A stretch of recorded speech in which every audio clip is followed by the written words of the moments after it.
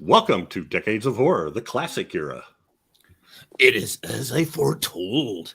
Gwangi has killed Carlos, just as he killed his brother Miguel. In a dream I saw it. The great jaw snapping, the riderless horse. He was doomed, and so you will be doomed, all of you, unless the evil one is set free. Take it! Probably shouldn't have yelled like that at 6 a.m. in with neighbors.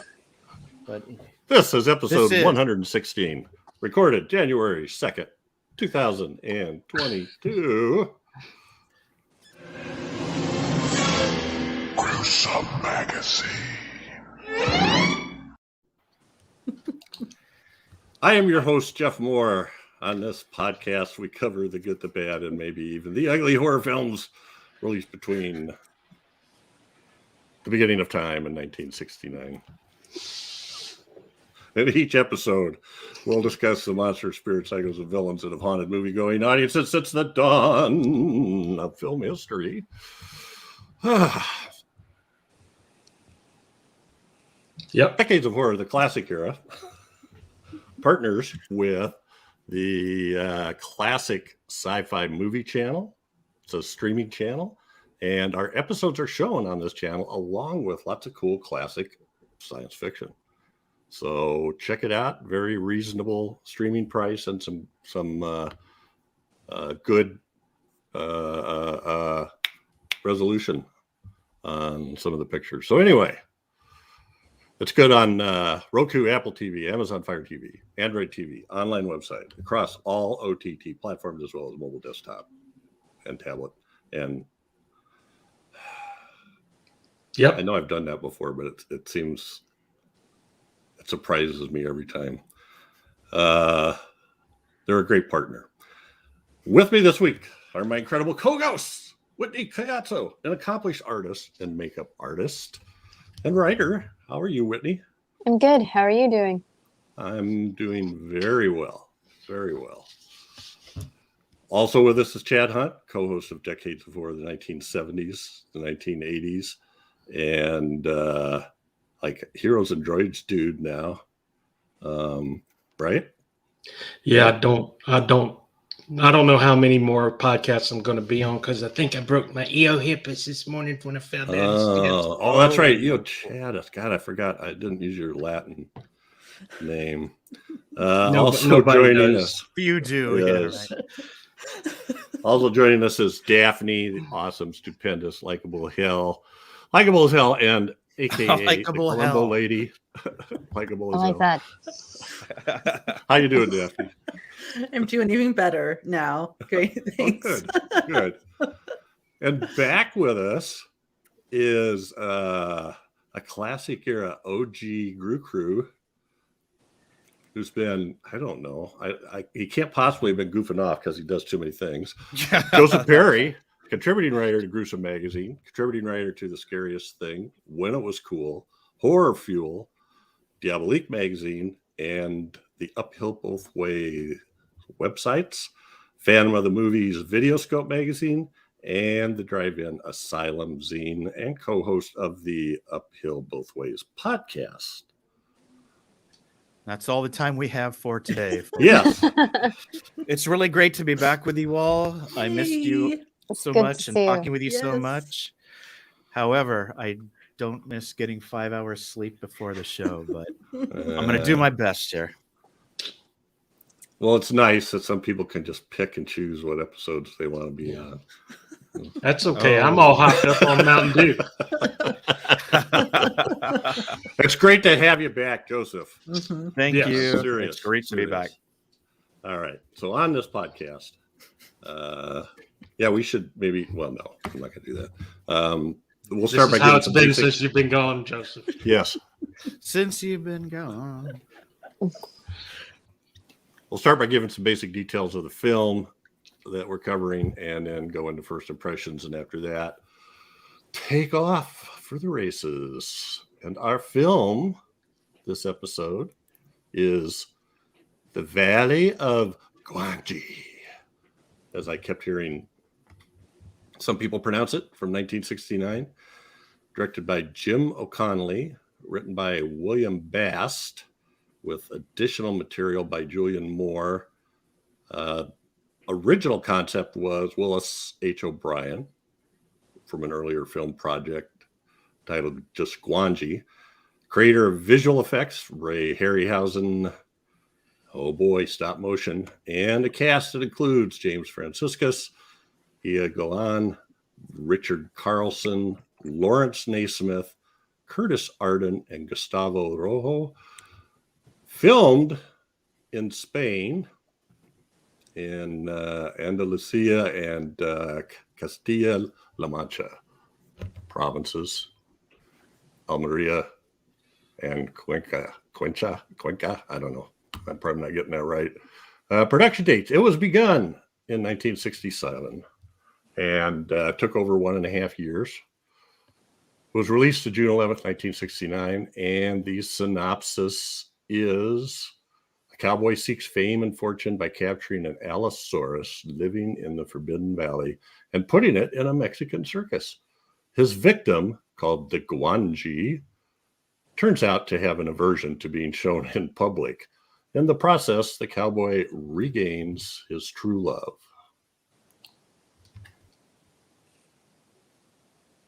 Yeah. What else? It's just, and I kind of want to jump to, and domestic box office was 1.9 million.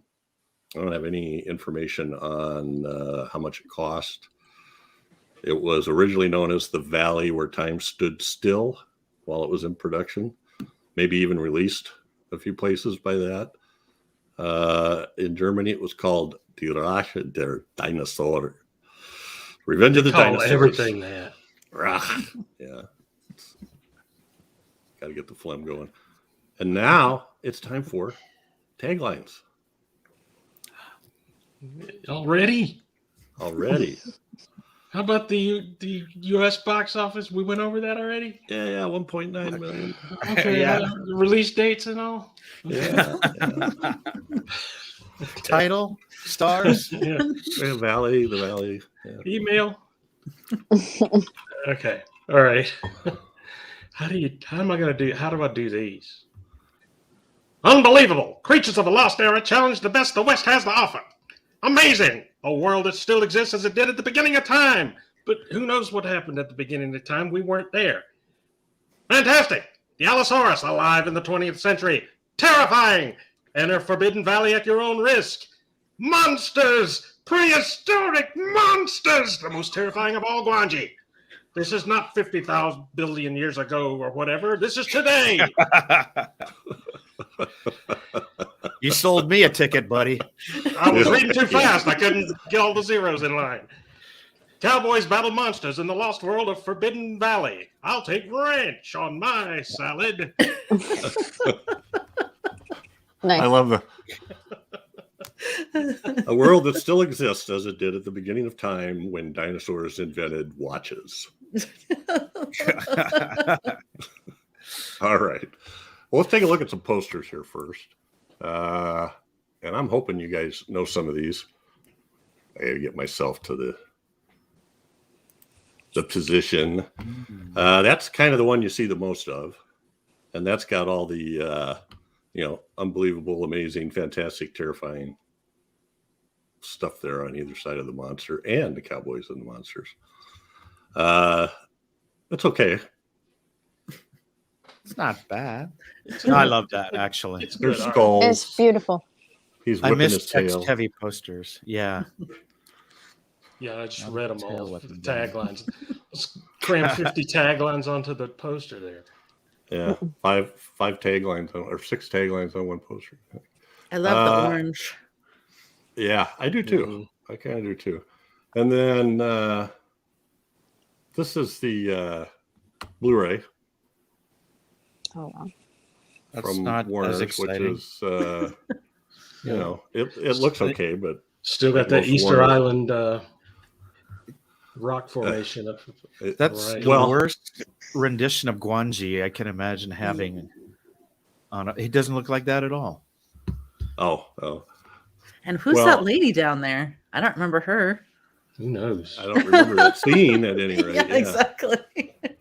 I do believe she was wearing cowboy clothes all the time. Except Listen, when she was there'll be walking into random the paint. unconscious women laying all around. Pick one of them up, and so you can model it for the paint. With torn dress. You want to sell Blu-rays, or do you want to have accuracy to the film? You Yeah, choose. you're right. You want to be a star, don't you?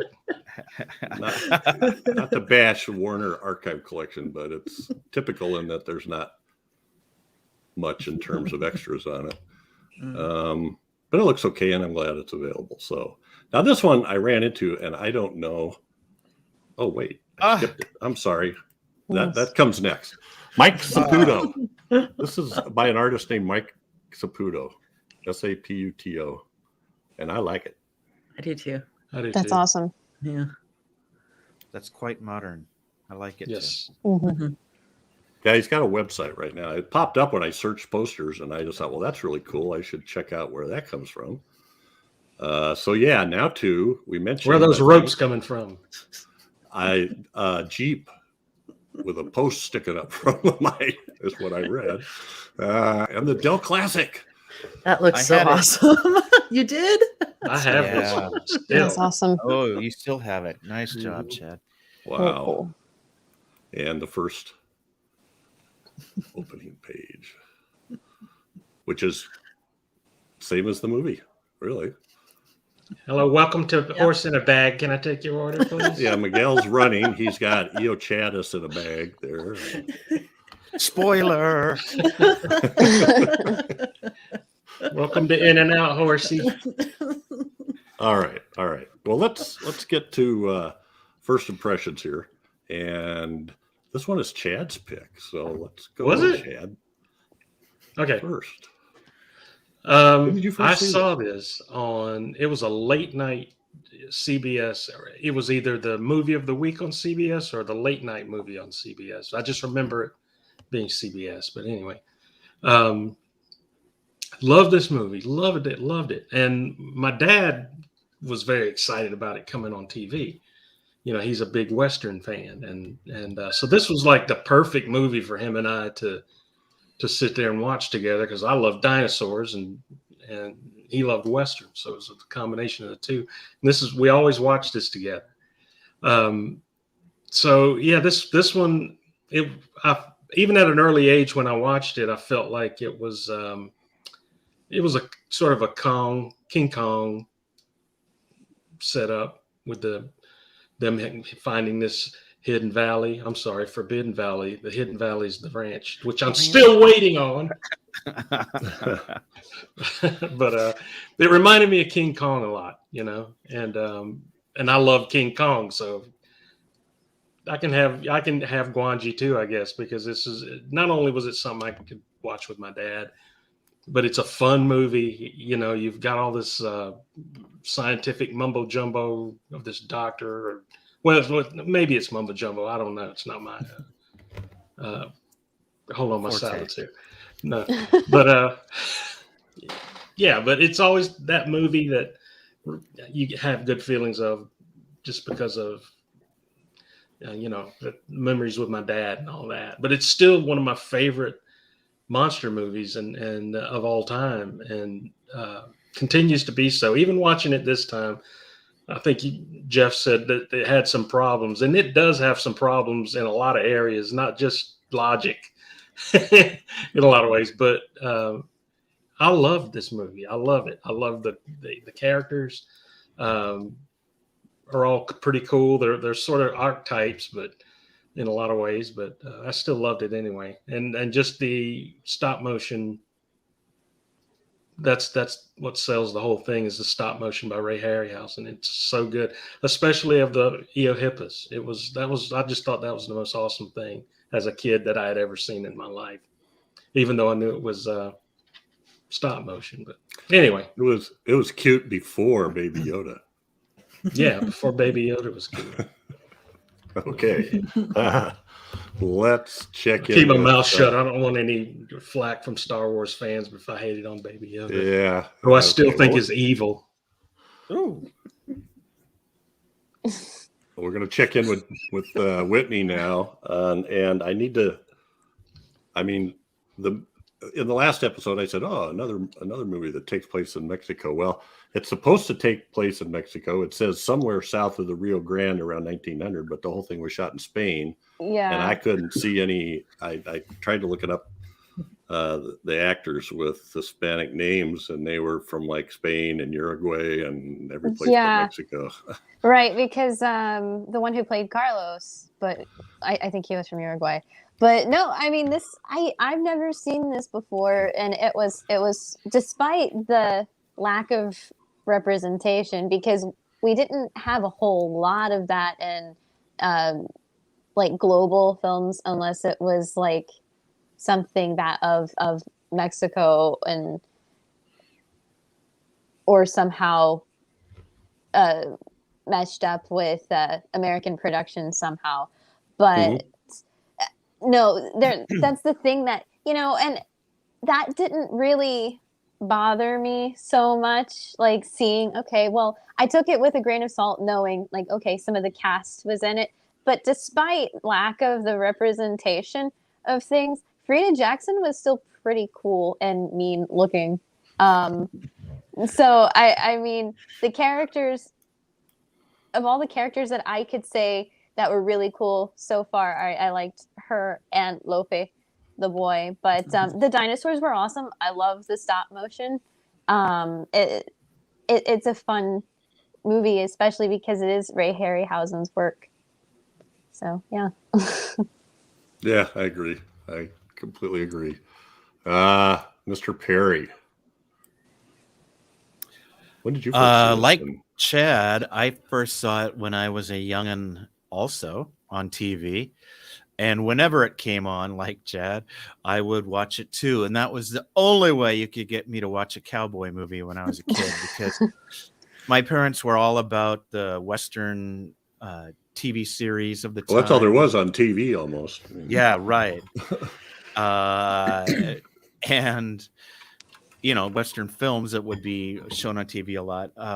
Let's just say I was not a fan until decades later, but I was a fan of this movie from the get-go, and for all the reasons that have been mentioned already, especially the Ray Harryhausen stop-motion animation. I think possibly the first Harryhausen stuff I saw was Mysterious Island, which was my favorite movie for a long time. So whenever I got another dose of that, I was more than thrilled, and this one gave me, gosh, not just the title dinosaur, but lots of his I guess they're all enemies. I don't think he had any friends in this one.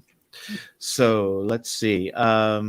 Yes, it's definitely a time capsule film as far as a lot of the representation and things like that, and portrayals and characterization and things like that go. There were a lot of instances of anti-capitalism, but Lope was the biggest. All that kid wanted was fast money and lots of it. And there may have been some symbolism in the burning down of the cathedral at the end too, if people want to read it like that. But as far as being a fun creature feature, this one scores on almost all counts with yours truly. Alrighty. Excellent. And Daphne, had you seen this before? I had not. Cool. Yeah, and everybody has pretty much said what I thought, the same things that I think about it. I loved watching cowboys and cowgirls lasso dinosaurs. It was so much fun. And it made me think about my Opa a lot, because you were talking about, parents watching Westerns, and he would do that too, and I wasn't too keen on it. And if there was a Dirty Harry week, that he had full control of the TV, and I had absolutely, it was hell week. But he got me into watching Westerns with him, and so I wish I would have loved to have been able to watch this movie with him. I think it would have been a lot of fun. And I had a lot of fun watching it. I really liked it. And I am so impressed with Harryhausen's stuff in this movie. It looks so cool. And it was so much fun. And I ended up rewatching the documentary about Harryhausen shortly afterwards because I didn't remember enough from that documentary. And I thought it was a lot of fun. I really liked it. Yeah, it's pretty amazing. That's very cool. Okay, don't freak out. I saw this in the theater. Wow, that's awesome. That's awesome. I knew if I said that when you were taking a drink. Yeah. Well, I was 16 when this came out, or 15, almost 16. So I probably saw it when I was 15, and we lived about a mile from the theater. And so my buddy across the street, we walked down and went to movies all the time, even before we had driver's license. So yeah, I mean, Cowboys and Dinosaurs, really. I mean, I'm sure you guys did too, but I had these, when I was a kid, I had all these like 6 or 8 inch dinosaurs, plastic dinosaurs that you bought at the dime store, and army men and cowboys and all kinds of other stuff. So it was kind of a no brainer. So yeah, this written in your mind way before then, right? Yeah. Kenner had some cowboy toys at that time, didn't they? Boy, I don't know. Yeah, I think so. Probably, but I remember the horses. I mostly bought those plastic molded, guys that were about 6 to 8 inches. I remember one guy, it was my favorite cowboy. He was like this getting shot, and his gun was balanced on the base on the ground, like he just dropped it, and his hat was on the other side the same way, like tipped sideways. Like, we actually, when you think about it, should a kid be playing with that? I don't know, but anyway. And then we stood him up on the electric train and shot him with BB guns. I just played with Mego dolls, Marvel superhero Mego dolls. Well, that works. You see, and I'm fine. So. You are. You are. So anyway, I liked it a lot, and I don't know what basis I had on it, except James Franciscus. I liked him. I think my mom, like, one of the few things she could watch was Mr. Novak, he was like a teacher that was on for a couple of years. Or else he was just another one of those guys. When you go back then and you had 3 channels and just everybody was in everything. If you weren't a star of a TV show, you guest starred in all of them. It seemed like. And Richard Carlson, of course. So we'll talk about those later. But a couple of you already brought up Harryhausen. So I want to, I got one picture of him. This bottom picture he was actually working on the platform for the elephant fight with the Allosaurus, with Gwangi.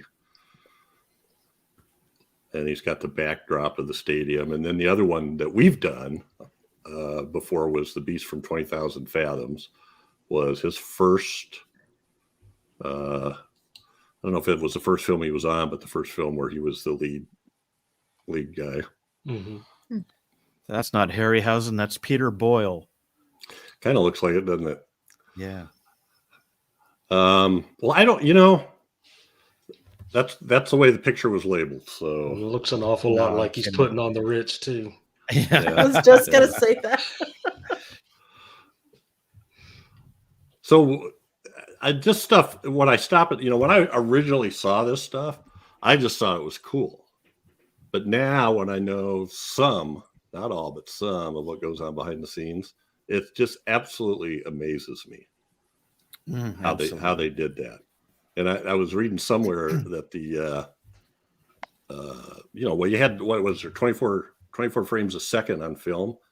So we had to do 24 setups, 24 shots to create a second of film. And that whole sequence with the roping the dinosaur was roughly 10 minutes, but it was, you're always cutting back and forth between dinosaur and not dinosaur. So I don't know how much that would be, but even in like 5 minutes, that'd be that'd be like around 7,000 or 8,000. You know, move, take a shot, move, take a shot, and try to keep track of everything. That's the other one. I just can't. You move the tail this way and the hand this way, and then the next shot. Do I remember which way I was moving it?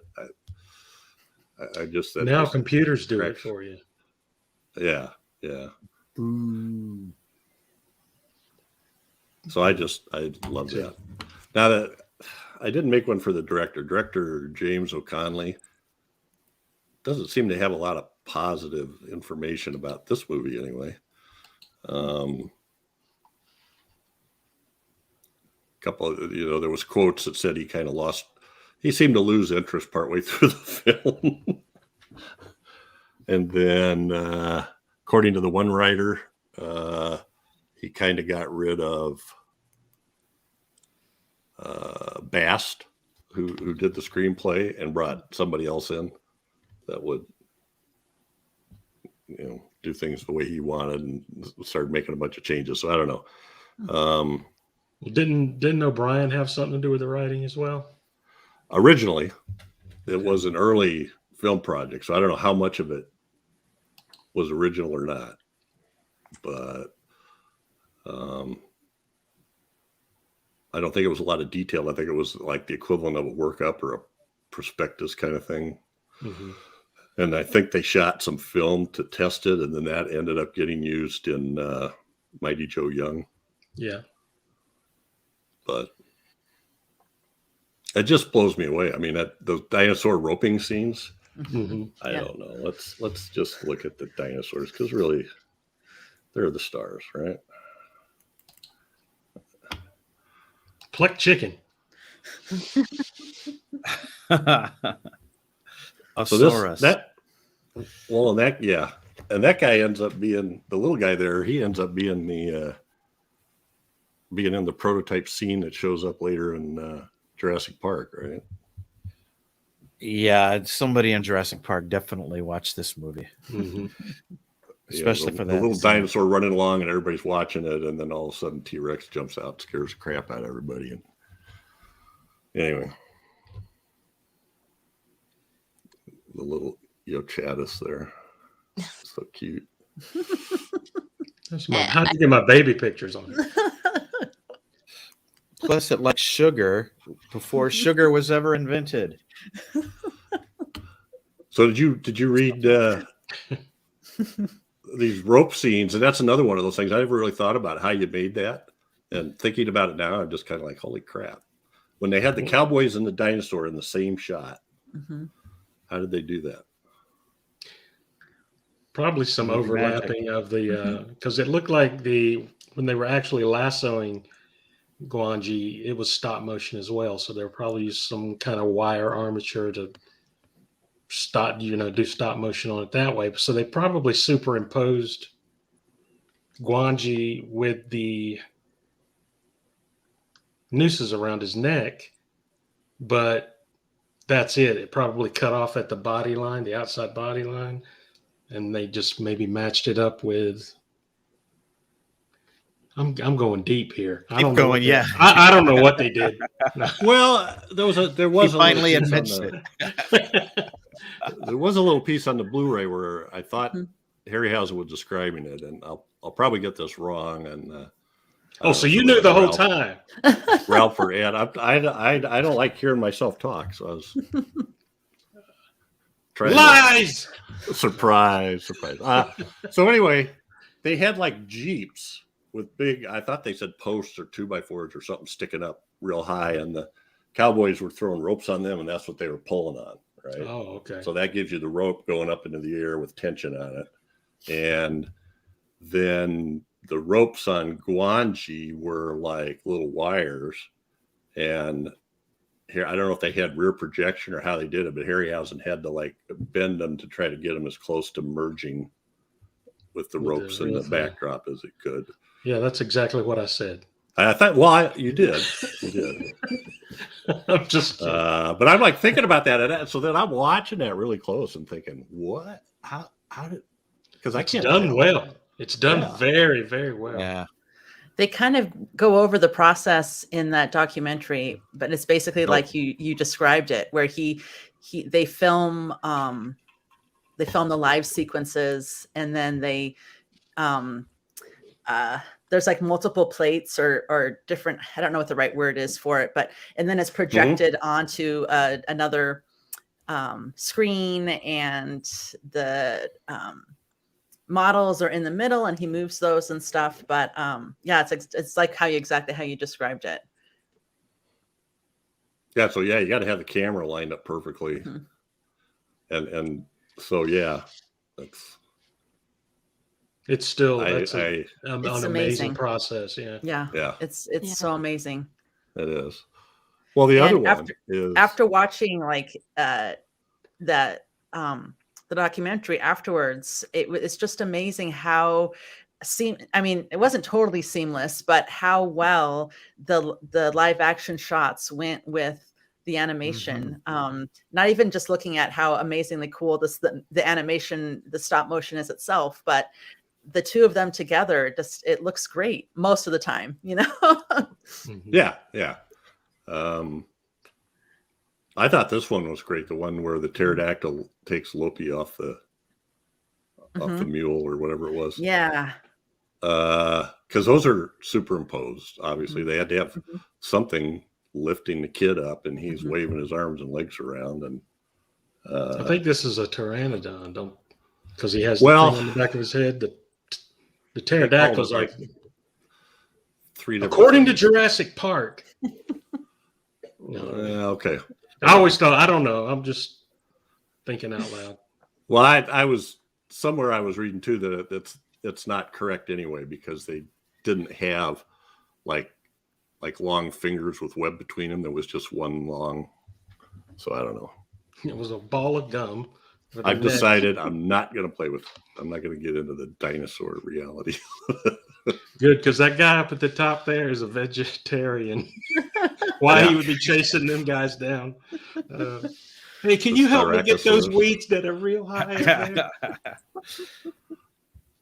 So that's another. He's in the one, wrong area to be a vegetarian. I love that battle.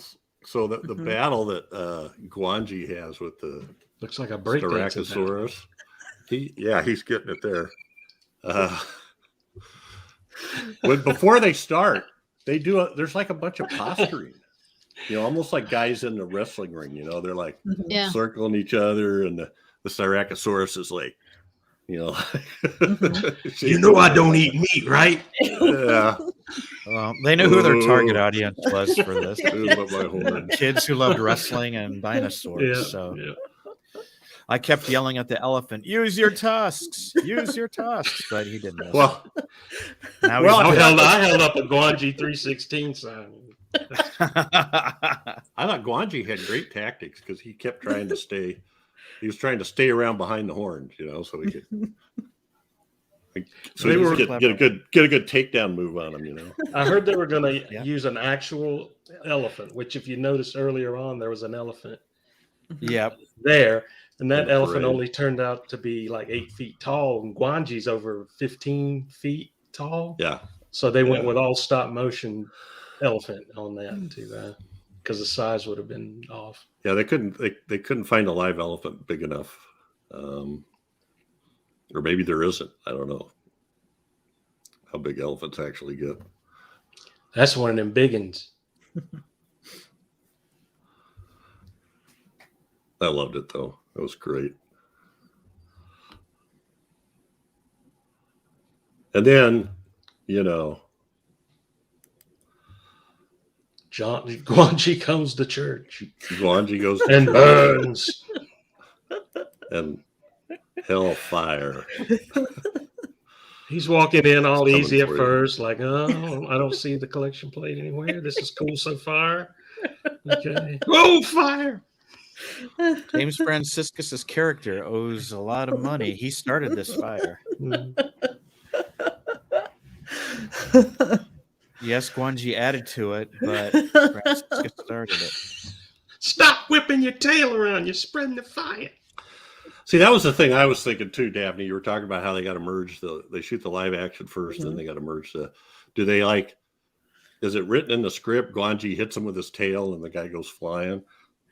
You know, Or they did didn't talk about that. look at it and go, "Oh, I could make him do that by swinging his tail," you know? So, You know, I don't know. They didn't talk about it like that. I know that the impression I got, and you guys probably know better, but is that Harryhausen did a lot of storyboarding, so maybe it was in the script.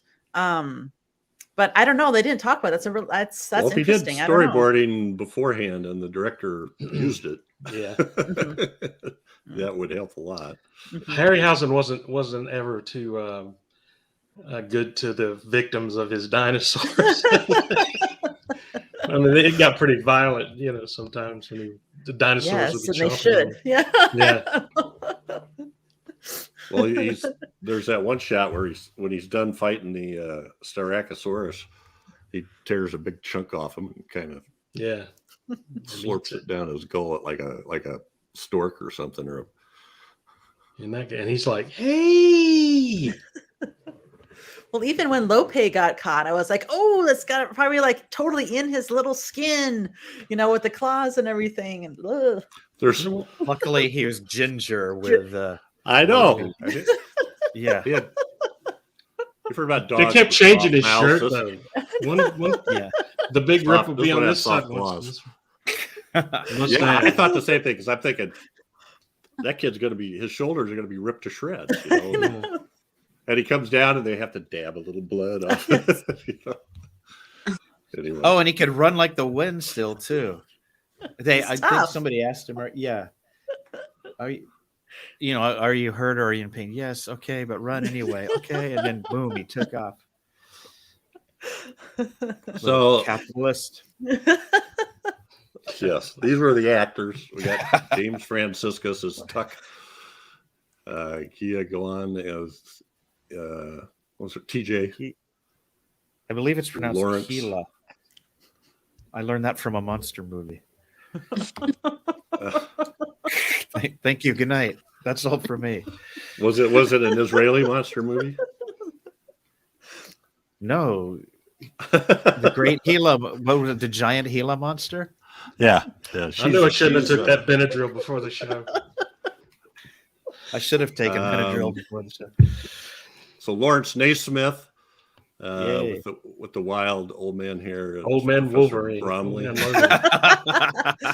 Old man what? Old man Logan. Wolverine. Wolverine. And then Richard Carlson plays Champ, who I think Champ. owns Mommy. the circus and wears the goofiest hat. He was a jerk in this, though, in some places. He was. And actually, the smartest character with the most morals is Lope, played by Curtis Arden, who's like, you know, you must go talk. You must go chase him. He's a proud man. He's not going to come back. Okay. Is selling water to a thirsty cowboy in the desert moralistic, Jeff? I ask you. He was great. It was I could have it's shared relative. it for free. Well, it's almost a stereotype in that, you know, they had all those. I can't think of the name of any of them, but they had a lot of those like romantic comedies set in Europe in the 60s. And there was always a kid like that in Italy or Spain or wherever it was that was the little urchin that was running around making money off being a guide and doing stuff for them and manipulating everybody. So yeah, when that kid goes, where's the money in that? I recall the I Love Lucy episode where they had one of these scams playing Lucy for a birthday party. Sure, and then all you guys need to watch more I Love Lucy. So what about, you know, we just talked about James Franciscus in Cat and Nine Tails on 70s. The Sargento, right? Well, Yes. here he visited the Forbidden Valley, but later he would be in the Forbidden World. So Beneath. Beneath the Planet of the Apes. So those are my two favorite Franciscus movies, and they're both in verboten areas. I just couldn't help, but I'm not very familiar with James Franciscus, but I kept thinking Charlton Heston the whole time I was watching him. Yeah, He he sort of took over Heston yeah, the exactly. sequel to Planet of the Apes, and then Well, So it's not much of a stretch. You did a nice job there. so he was in a movie in 1981 called The Last Shark. You ever seen that? The synopsis is James Franciscus tries to save hundreds of swimmers in a coastal resort after a great white shark starts terrorizing the area. I remember that. Sounds familiar? Yeah. Like maybe it's an Italian Speaking of remake or something. movies maybe it's following familiar beats. And then he It was in almost one sounds called like Killer Fish. That's There were a about trying to ton. get treasure Once out Jaws of, came out, there were a ton of movies like this. Yeah. They're trying to find. I can't help. I just can't help it. They're trying to find treasure in piranha infested waters, and Aren't they all? so besides James Franciscus, it stars Lee Majors, Margot Hemingway, and Karen Black. What year was that? That's quite a cast. Yeah. Yeah, it is. Oh, seriously. Did you say 1979. Oh, Killer 79. Fish. 1989? 79. 79. 79. Yeah, that was quite a cast at that time. We gotta Oh, find that's a Antonio Margheriti movie. Isn't that Margot the Long Hair Hemingway, Deaf wow. guy? No. What movie did we do that was Antonio Margheriti? It might be. And which Anyway. DOH? And he plays he plays a guy named Paul Diller. So we have Brother of Yeah. Killer Liz. Diller and Killer Fish or something. I don't know. Sorry. Paul Diller. And there's so I kept running across these and they kind of blow me away. So there's another one called Night Kill that starred Robert Mitchum, Mike Connors, Jacqueline Smith, Fritz Weaver, Sybil Danning. Gwangi. Wow. Remember him? Night Kill. I think what they Gwangi. saved on the screenplays they could use on the cast in these movies. That's amazing. I don't know. I don't know. I haven't seen that one either, but I want to see it. Anyway, these are all TV movies compared to Gwangi. Gwangi. Gee. So he's kind of an interesting character in this because he's sort of a slob or a rogue to start with, right? I mean, Yeah, a little bit out for himself. Rapscallion, I'd say. Mm-hmm. I don't Jack know if the any Lad. genre flicks that. I love it when you guys conflict in French or whatever that language is you're speaking when you talk over. Did it come out that way? It sounded like two guys at a French restaurant arguing at each other. That's all. L'escargot est très mauvais. So this What are we Dia talking about? Again? Golan was a Israeli model, and she only has like 9 credits in IMDb anyway. But one of them is Our Man Flint. Mm. Another one is 3 on a Couch, which I'm thinking, oh, that's a Jerry Lewis movie. You know what I hated about her? They dubbed her voice, Yes. Oh boy. and it's when Yeah. it's so obvious it's dubbed. I was So obvious. yeah. They're That doing was a movie for the in beginning. Spain that's supposed to be Mexico, and they're worried about the right accent. Yeah, but who They cares? said she It's had- a movie about a dinosaur. Right. Well, they said she had her Israeli accent was too strong, is what they claimed, and some. Ah, I feel like they dubbed a few people, and it just seems yeah. a bad dubbing job. Gustavo Rojo was dubbed, I think, Mm-hmm. Carlos, well. yeah. Mm-hmm. as Carlos. Yeah, because when I first heard his voice, I was like, Yeah. mm. It all sounded like it was coming through a tin can. Exactly. I think they should always just let people use their normal voice, even if they have an accent. Yeah, I was confused when I heard Carlos speak. And like, Yeah. what's going Yeah. on with that? Yes. The only one with that Spanish accent. Like, you could have just left him alone. Yeah. Anyway. Yeah, I don't know. And the poor guys probably worked like crazy to not have an accent so they could be in mainstream movies, and then they get dubbed because they don't have the right accent. Yeah, I'm sure they do the same thing when we send movies overseas. They dub, Oh yeah, You got movies with Tom Cruise. And he talks like this. yeah. or the when Boris Karloff was dubbed in. Oh, Black yeah. Sabbath. Yeah. All right. Richard Carlson, Chad, Yes. 15 years post Creature from the Creature Black from the Lagoon. Black Lagoon. And he looks every minute of it too. He looked like he drank every bit. I mean, lived every bit of those years. He just looked. And this is the only time I've watched this movie where I realized that was him. Yeah. It took Oh, a right. minute. Yeah. What else? He He looks was in so another different. one. Was it It Came from Outer Space? Mm-hmm. That a Yeah. deadly pig. Came from Outer Space. Why didn't I know you joke. I didn't see anything about him being a hard drinker. Ooh. I didn't Oh, say I- that. I Albert Lee, Minnesota. didn't say that. Oh, okay. I said it and immediately went back to the other thing I said, which I don't remember right now. Whatever. He didn't infer alcohol. It could have been Kool-Aid or cola, whatever. Ginger ale. Too much sugar, that's really bad for you too. Ginger ale. I'm looking. I don't see it.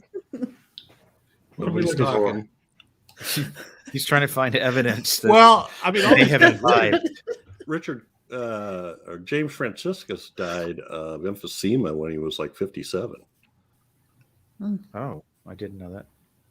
And it looks like Richard Carlson was 65 about 8 years later from a cerebral hemorrhage. Do you guys Well, this is- remember the magnetic Turn, isn't it? monster? Yes. He was in that Yeah. too. Yeah.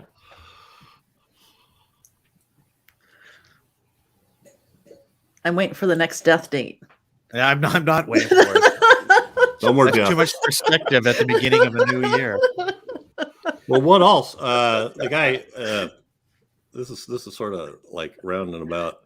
I would agree with that. Lawrence Naismith, Yes. Professor Very Bromley. He end. was in. Was it Jason and the Argonauts? He played the shipbuilder. Yeah, Jason and the Argonauts. Really? And Diamonds Are Forever, Village of the Damned. Hmm. Anyway, so talk amongst yourselves.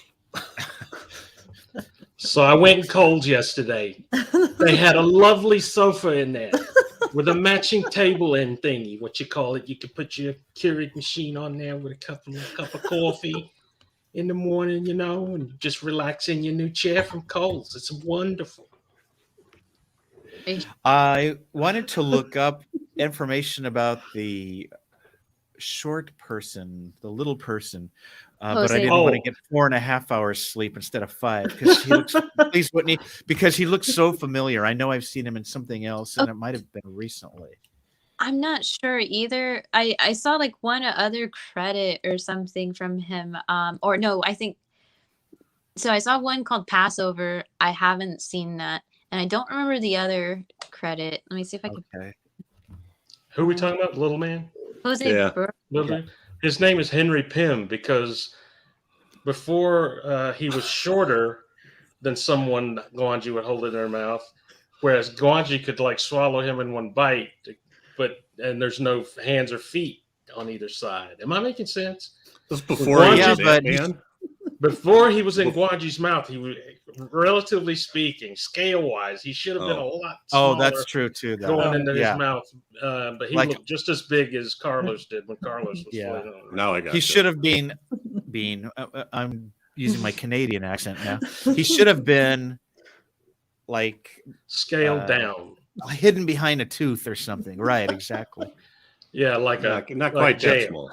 small. His name was Jose Burgos. Yeah, Masquerade. That's the other one that he was in. Yes. Gosh, he must have been in some TV stuff or something too, because he looks so familiar. Jose Burgos. Okay, I will research that later. I want to keep the momentum of the show going as strong as it is.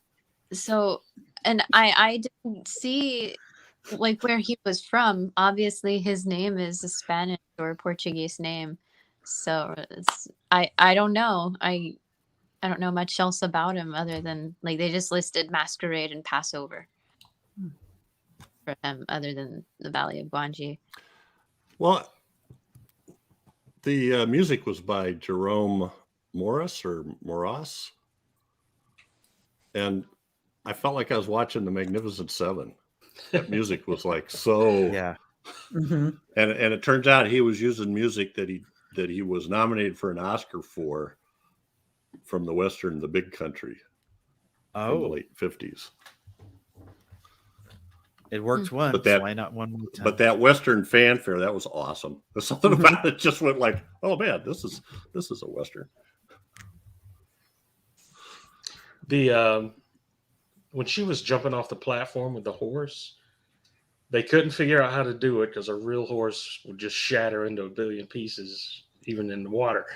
So they went out and bought like a 99-cent plastic horse at Woolworths or something, whatever was there, and put a little figure of her on it, and that's what they used for the horse. Yeah. I remember that before. I have seen this movie many times, but not in a long time. And as soon as she, started walking up the ramp or whatever for that stunt, I remembered that scene exactly. Once you've seen that, it's burned in your brain. Yeah. I love that. I paused it and did it frame by frame, and immediately when it switches to the fall, Yeah. it looks exactly like a plastic horse with a figure on it going stuck in the same shape going down. But it happens so fast on screen, you don't. Yeah, you don't. It doesn't register. I think they use some kind of explosives in the water too for the splash. Yeah, it says something about electronics or something, but wow, it made a big splash, and like half the water in the thing came out. Well, if you slow mo it, the water starts to come up way before the horse hits. Way before she hits it. Oh wow! Hits the water. Wouldn't surprise me. Yeah, jump into a burning ring of fire. And I don't know how they got the horse out. Oh, that's right. That's right. The dive into the water barrel wasn't enough. Let's light the Yeah, we have to light it on fire. fire. But then I guess by. the splash would have put out the fire, I suppose, right? Because it was not there when they opened the Right. So gate, and there was sure not much water when they opened it, right? Mhm. But somehow the horse looked like it was climbing up a ramp to get out of when they let it open. And then I was like, okay. But my rub record movie making magic. soaking wet. I had no idea what that you just said. PJ Breckenridge. I understand. Oh, okay. Raquel Welch is not in this movie. Oh, it must have been her sister. Jeff's trying to put together Myra Breckenridge and TJ. No. How could they be related? I thought of a But scene there's I a wanted connection to talk there. about, and Joseph said Myra Breckenridge, and it totally escaped Well, my brain. It fits our wheelhouse because Raquel Welch was in another dinosaur movie from Hammer. She was. So There are connections. no Batman connections this movie though. Get one, Chad. Get one. I didn't see one. There is a one particular part that's really bad. Okay. when the dinosaur gets stuck in the opening, On the and the plastic rocks toy collapse dinosaur on him, falls out. and he falls over and slides down. And at that point, they substitute because it'd be really hard to do stop motion animation with rocks and sand coming down with him, right? Yeah. You just wouldn't be able to do that. It was a toy. Yeah. Well, kind of yeah. It looked And like the close-ups of the pteranodon didn't do it any favors either, but you just have to be willing. I could never figure out why it couldn't, like, once it dropped the kid, it couldn't get up and fly away. Well, the kid was too heavy, I think, for it. okay, but once the kid runs away, then it wore would- itself gave out. Carlos time to come up and break its neck. Otherwise, that would have never worked. I think Does it wore his itself little out, doggy and moves. then what Chad said. okay. Carlos the Pteranodon Wrangler. You know what I thought would have been a very cool thing? What was the older lady that was telling them not to go there? I can't remember her name now. Yeah. Yeah, Tia. She's blind in this eye, has a patch on this eye. She should have came out rocking 2 patches. Then they'd have listened to her. It is interesting, It isn't was- it? yeah. If you're blind, why the patch? Right, but I guess they really wanted to Well, drive this that one, home. this They one could eye only over afford here one lens. is so mutilated. Like, man, ugly. she's I got can't patches wait to on see both it. eyes, man. I gotta listen to what she says. Or a And pair of she don't sunglasses. care, man. She Yeah, don't even sunglasses. care. Reverse sunglasses. Carlos was kind of a dick. Yeah, Yeah. Yeah. He had to save face in that one scene because he was too ashamed to say he got knocked out by a little person. I think. Well, I liked how. oh, that's right. That's right. Tuck did it. Yeah, It's that's not right. just that. Wait, That's okay. I couldn't get attached to certain, this relationships thing with TJ and Tuck, but also when Carlos approached her and he started to talk about not only the things that he's trying to do career-wise or whatever, but he's wanting to pursue something with her or something more like romantically, and she didn't really want Tuck to hear all of that. I could tell, like, he wasn't there for that, like, if you guys remember. Mhm. Yeah. I So, thought Champ had a thing for her too, a little more than just being her father's friend. right. Yeah, it just seemed like everyone wanted TJ, I guess. Well, she was the only woman Yeah. in the Yeah. circus thing, right? So I guess so. proximity The other- breeds closeness.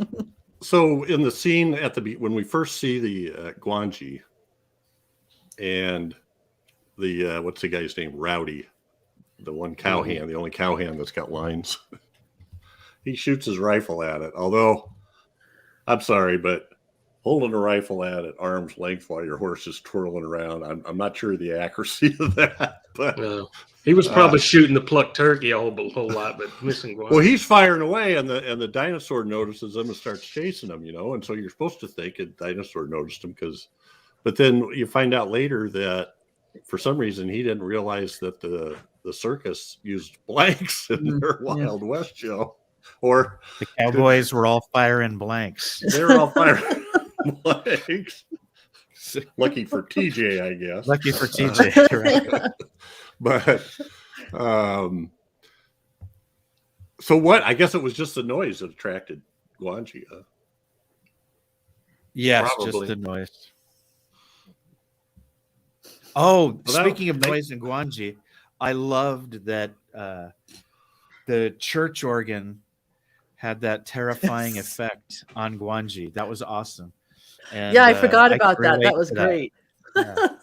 I've been startled by church organs myself once or twice, so I really like that. And that's lucky for Tuck too that happened. Well, and Carlos, after he gets brained by the dwarf, that's what he's billed as. Then he tells everybody it was Tuck, and he stole the horse. And then Ron finally comes out after Tuck gets after Rowdy calls him what does he call him? A no good horse thief or something like that. Yeah. Right. They punch each other. Oh, stop. And then they explain it. And then everybody looks at Carlos and he just is like, he doesn't say anything. He doesn't defend himself or anything. He just looks at But see, now Richard Carlson, yeah, he's a jerk in a lot of this film, as I think Dad mentioned, but he was quick to let go of his previous judgment when this happened. And he was ready to go fisticuffs with Carlos. Yeah, Carlos was the good guy until then, and then it was like, I never liked that guy. And he turns around and he looks about as threatening as I would if I went like this, you know. He just doesn't look right. I just was like, I bet Carlos is worried there. But TJ broke it up. So anyway, it's a fun movie. It's just a fun movie to watch. Mm-hmm. I love this movie. Me too. I love it. And I absolutely love the stop motion animation is, I think, really good. I mean, I read some other words where they say it's not his best, but I'm sort of like, it's pretty damn good. I think it's really good. I think getting toward the end of the 60s into the 70s, some of the cowboy movies or Western movies were kind of on the downswing, I think. So I think they were looking to sort of reinvigorate the Western movie by putting some dinosaurs in there, which was a pretty good idea. I mean, today we have cowboys versus aliens and cowboys versus my mother-in-law and my mother-in-law versus her mother-in-law. It goes on and on anyways. But this is it's a good movie to sit down with, somebody that likes either genre and they like it. Well, it's a pretty good family movie, I think. I mean, he chomps things, but the people, but not that many. Except for the Eohippus. I found him disturbing and disgusting, to tell you the truth. I'd never let my kid watch.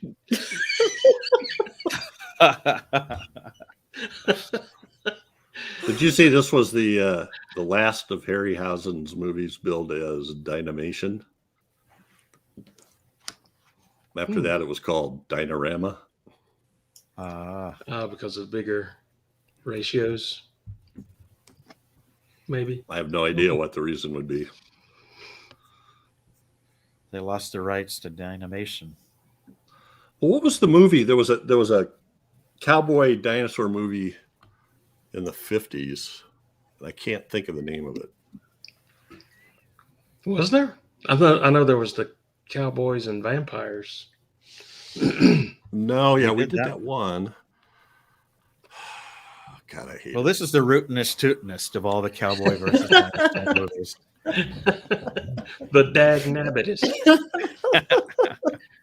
The Concernedist. The wee This reeks of hotcakes and beans. The woo pig sueyest. The yeehawiest. So apparently, can this be true? I think people just stick this stuff in there. But why would people do something like that? I don't know. It's the internet, Jeff. I found everything I read there is true. The British Board of Film Censorship misheard the F word in the 1995 video and gave it a 12 certificate. There is one time when that happens. I thought I heard that. Right? Right? Yeah. It's kind of near the beginning somewhere, if I remember. I think it's with Tuck's name or something like that. Probably his name. Oh, that could be. I noticed that too. I could see how that could get misconstrued as a profanity. Yeah. Well, who's Kirby? You keep telling me to F Kirby. Who's Kirby? It's just F. Kirby. Oh, this drives me nuts because I know this was in the details here. I can't find it now. Oh, The Beast of Hollow Mountain. Oh, The 1956 was produced by a Mexican film company and also employed stop motion effects, but not Harryhausen. I think I've heard of that. But I didn't know it was Guy Cowboys and Madison. Dinosaurs. Heck yeah. Hmm. Guy Madison. Was he Yancey Derringer? I think he was Yancey Derringer. Oh, no, he was Wild Bill Hickok. We're so far away from Gwangi now, you guys. He was Wild Bill Hickok in the TV show. is that a Derringer you're hiding? So I was baking a cheese souffle the other day. I like that Gwangi, the noise that Gwangi made was camel and a raspberry backwards. Yeah. And a what? Camel and what? That's A what it says. raspberry. Oh, Played like that. backwards. Like that. Raspberry? I Yeah, think. that's how I took it. Yeah. Played That's the most backwards. awesome thing ever. Yes, Uh, because when you Play it forward. when you backmask a raspberry, yeah, That would've And to been funnier. camel. And to camel. I don't know what sound a camel makes. Backwards. It says Hail Satan or something, I think, when you play it backwards. yeah. So did half of my heavy metal records. By the way, Yancey Derringer was Jock Mahoney. I knew you were going to lose sleep if I didn't tell you. All right. I feel like we're short shrifting this movie just because we're yucking it up, but I just No, we love it. That's why we're having fun with it. it's very cool and very cool dinosaur sequences. And that, if you time it, that whole roping sequence is like 10 minutes. Mhm.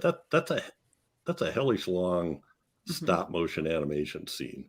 Even though there's a lot of cutaways to cowboys where there's not a dinosaur in it, it's still to fit that all together. I just can't even imagine the Well, it's persistence and the attention to detail that takes. yeah. I mean, there's only so much time because the Gwangi himself, he didn't come in until like halfway through the film anyway, right? So I mean, the 10 minutes is worth it seeing all of that. Yeah, the last half hour he's in it almost all the time. Yeah. There's cutaways again to the crowd and stuff. I wanted a The other- montage of them putting together the wagon that they dragged Gwangi back to the valley.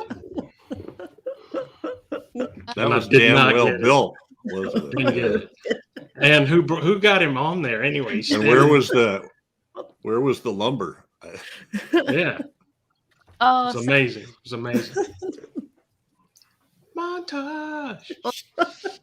even some aesthetics and things like, okay, yeah, so there's gypsy characters like Frida Jackson's character, but I'm like, wait a minute, culturally there aren't really any gypsies in Mexico unless you want to think about the people that emigrated from like Lebanon and other regions to Mexico. That's right. They did call them gypsies, didn't they?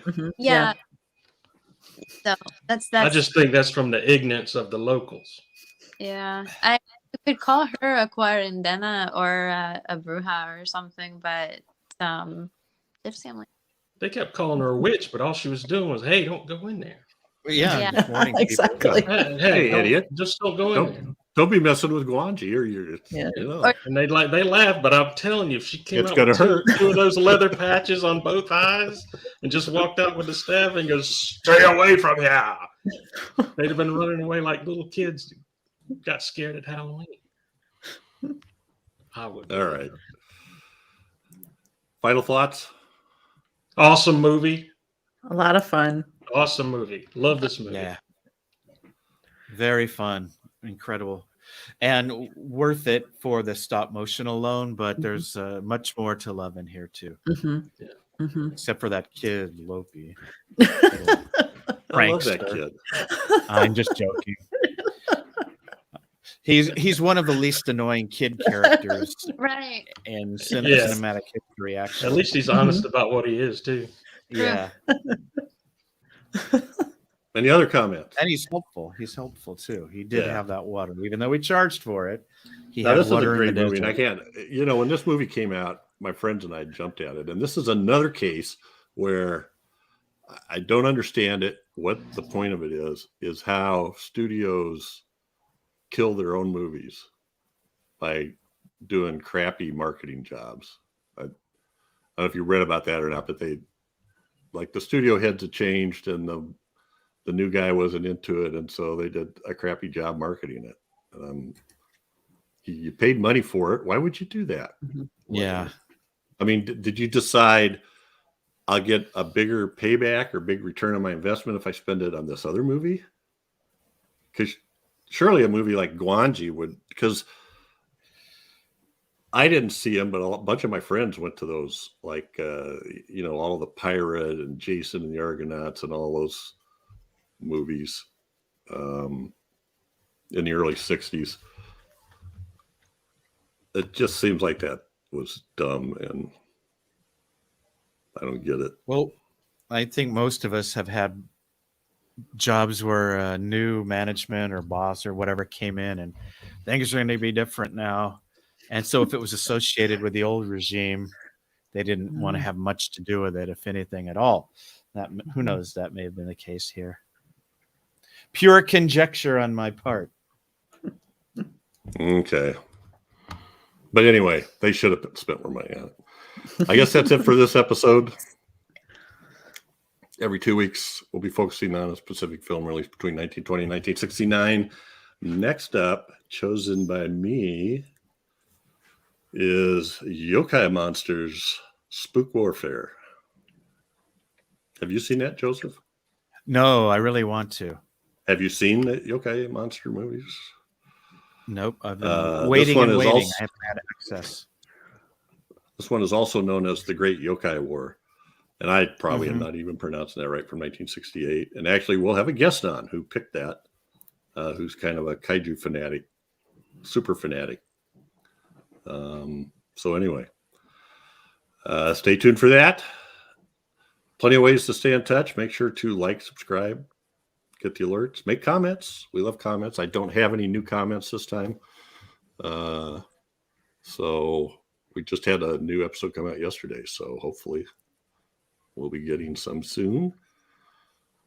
Catch us again here in 2 weeks for another great horror movie of the classic eras. Only decades of horror can do it. And Joseph, thanks. It's great. Yeah. Thank you, guys. Thank you. It was a blast. I don't know As what happened always. to Chad. He missed the best part. Yeah, I was glad you said something. We juggled a few things. It wasn't the first time we rescheduled this episode, so Yep. That's I had to what I reschedule, did so it's that. perfect. sometimes Yeah. that happens. All right. He's back. You missed the best part, Chad. Oh, I thought you guys had left. Well, that's the best part. We thought Say you good night, left. everybody. Good night, everybody. Good night, everybody. Oh, we really.